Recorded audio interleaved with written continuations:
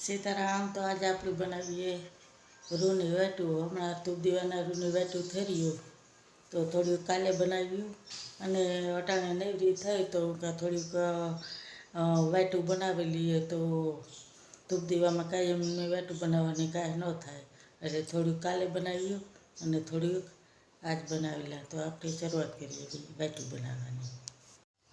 આ રૂ ને થારી ને દૂધ ને લઈને બેઠા આપણે કરીએ વાટું બનાવવાની શરૂઆત.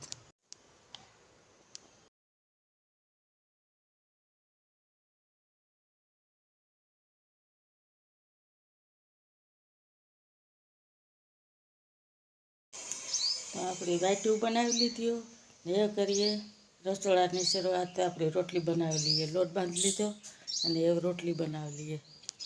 હાલો તો એ આપણી રોટલી બની ગઈ તો એ વઘારી લઈએ શાક લીલી ડુંગળી ને લીલા ધાણાનું. હાલો આજે આપણે બનાવવું લીલી ડુંગળી અને લીલા ધાણાનું શાક. ખાધું છે તમે કોઈ ખુબદી બનાવજો અને આને ટેસ્ટ માણજો કેવું લાગે શાક. આજે આપણે લીલા ધાણા અને લીલી ડુંગળીનું શાક બનાવીએ.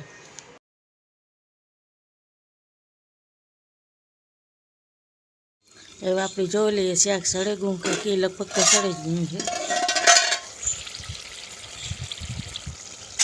શાક સળે ગયું. હવે આપણે શાક ઉતારી લઈએ.